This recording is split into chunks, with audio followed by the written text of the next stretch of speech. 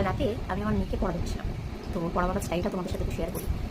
ফার্স্টে ও পড়ছিল, আমি দেখলাম খাতাতে ওইটাই উল্টে পাল্টে পড়ছে, তো ওদের গ্রুপে যেই মানে রোজ তো আপডেট আসে যে আজকে এই পড়িয়েছে ওটাকে ওই পড়িয়েছে, তো ওইটা দেখেই আমি আগেই তো দেখে নিয়েছিলাম দুপুরবেলাতেই। তারপরে যখন ও রাত্রেবেলা পড়ছে তখন আমি দেখলাম যে ওখান থেকে ও নাড়াচাড়া করছে। আমি বললাম দিয়ে ও তার আগে থেকে বলছে আমার পড়া হয়ে গেছে। আমি বললাম দিয়ে তাহলে পড়াটা ধরি।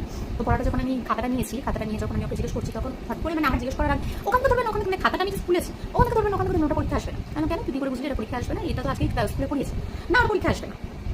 আমি তুই জেনে গেলি ওটা পরীক্ষা আসবে না, ওটা পরীক্ষা আসবে না, তুই ওখান থেকে ধরবে না। ঠিক আছে, তুই কী করেছিস তাহলে সেটাই ধরি। তো সেটা যখন নিয়েছি, যে কোশ্চেনটা করতে করতে আগেই হচ্ছে চিৎকার করে উঠলো, তুমি তুমি কোনখান থেকে কোশ্চেনটা ধরছো?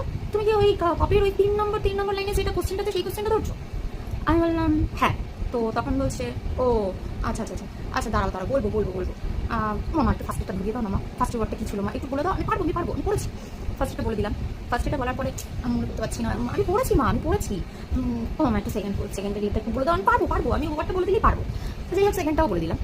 তারপরেও আমতা করে যাচ্ছে। আমি কী হলো, তুই এই পড়েছিস, এটা হবে, তুই কী পড়েছিস? যেই বলেছি তুমি কেন বললে, আমি তোমাকে বললাম আমি বলতে পারবো, তুমি কেন বললে? আমাকে তো মনে করেন বাচ্চা মানুষ, আমাকে মনে করে টাইম দিতে হবে তো। তাহলে তোমার বলো আমি কী করবো? কার সাথে এরকম হয়? না আমার সাথেই শুধু হচ্ছে নাকি সবার সাথে? প্লিজ তোমরা কমেন্ট করে একটু জানিও।